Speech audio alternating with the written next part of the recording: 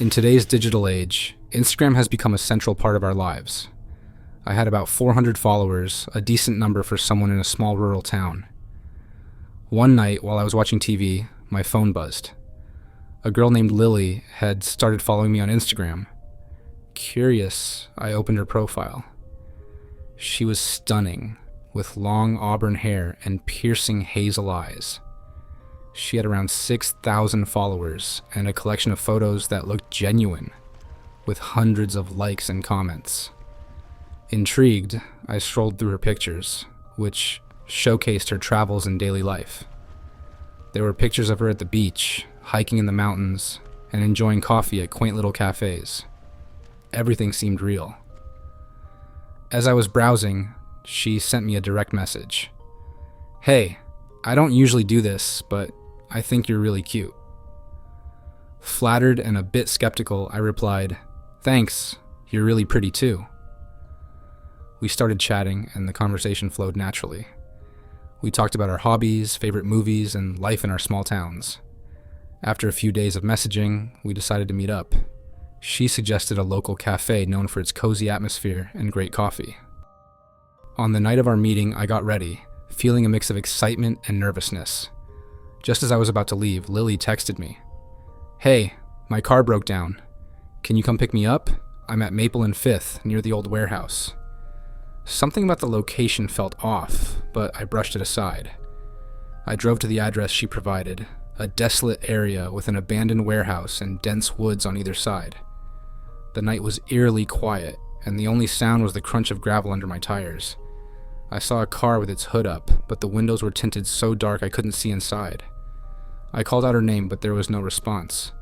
I approached the car cautiously, and as I got closer, the driver's window slowly rolled down. A rough, male hand emerged, beckoning me to come closer. My heart pounded in my chest as fear took hold. I backed away, my voice shaky. "Where's Lily?" No answer. I turned and ran back to my car, the adrenaline surging through me. I jumped in, locked the doors, and sped away, glancing in my rearview mirror. To my horror, the car's headlights turned on, and it began to follow me.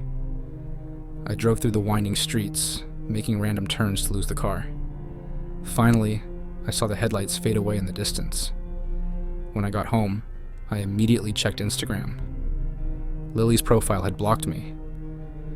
I later discovered through mutual followers that Lily's account had been hacked, and I wasn't the only one targeted by this imposter. The experience left me shaken. I set my Instagram to private and became much more cautious about who I interacted with online. But the story didn't end there. A few nights later, I started receiving strange texts from an unknown number. "You were lucky," the first one read. "Next time, you won't be." My heart raced as I read the words. I tried calling the number, but it was disconnected. Over the next few days, I noticed strange things happening around my house. My mail was tampered with, my trash was rummaged through, and I even found footprints outside my bedroom window one morning. I installed security cameras around my property and started carrying a pocket knife for protection. The fear was constant, gnawing at me every waking moment.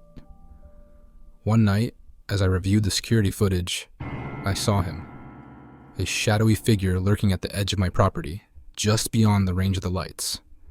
He stood there for hours, watching, waiting. I called the police, but by the time they arrived, he was gone. They took a report, but didn't seem optimistic about catching him. The not knowing was the worst part. I couldn't sleep, couldn't eat, and felt trapped in my own home. Weeks passed, and the sightings continued. I was living in a nightmare. Then, one night, I heard a tapping on my window. My blood ran cold as I remembered the hand that had beckoned me from Lily's car. I grabbed my phone and knife, slowly approaching the window. The tapping grew louder, more insistent. My hands trembled as I pulled back the curtain.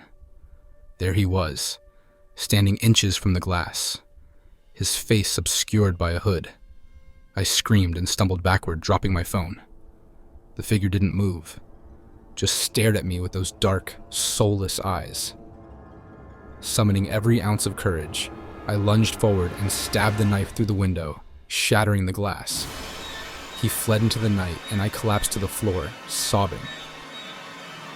The police arrived shortly after, but once again he was gone. They found no evidence, no fingerprints, nothing to identify him. My life became a series of locked doors and paranoid glances out the window.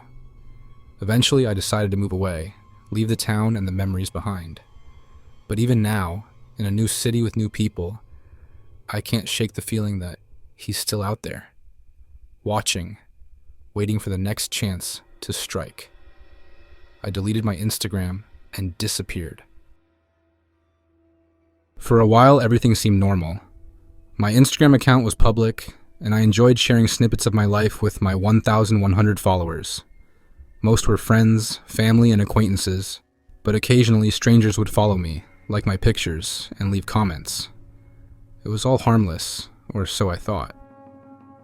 Then, about 2 months ago, I started noticing a pattern. A user named Mark, who had a profile picture of a generic landscape and only a few followers, began liking and commenting on almost every photo I posted. At first, his comments were just emojis, flames, hearts, and smiley faces, but then they grew more unsettling. He started leaving comments like, "Beautiful smile," and "I wish I could meet you." I didn't think much of it until one night, after posting a picture of myself and my best friend at the beach, Mark sent me a direct message. "I love this photo. You look stunning," he wrote. I thanked him politely, trying to brush off the uneasy feeling in my gut. But then he sent another message. "You have no idea how much I'd love to see you in person." I showed my friend the messages, and she urged me to block him. I hesitated, but eventually decided to do it. I thought that would be the end of it. I was wrong. A few nights later, as I was getting ready for bed, I heard a faint tapping sound on my window. My heart skipped a beat. I lived on the ground floor, and my window faced the backyard, which was surrounded by tall, dense trees. I slowly approached the window, but the tapping stopped. I tried to convince myself it was just a branch or a bird. The next morning, I received a follow request from a new account. The username was a series of random numbers and letters, and there were no posts or profile picture. I ignored it, but I couldn't shake the feeling of being watched. That night, the tapping on my window returned, more insistent this time. I was terrified. I told my dad about the tapping, and he reassured me it was probably nothing, but I couldn't shake the feeling of dread. A few days later, I received a text from an unknown number. "I see you," it read. My blood ran cold. How had they gotten my number? Panicking, I checked my Instagram and realized the new account that had followed me was viewing all my stories. They were watching me. I immediately set my account to private and blocked the account, but the damage was done. The next night, the tapping on my window was louder. I looked outside and saw a shadowy figure standing in the yard. I screamed and ran to my dad's room. He grabbed a bat and rushed outside, but the figure was gone. We called the police, but they found no signs of anyone. The fear was constant, gnawing at me. I couldn't sleep, couldn't focus. I felt like a prisoner in my own home. One night, as I lay in bed, I heard my phone buzz. It was a direct message on Instagram from another new account. "Why did you block me?" it read. Attached was a photo of me, taken from outside my window as I slept. I showed the message to my dad, and he called the police again. They advised us to stay with relatives for a while. We packed our bags and left that night.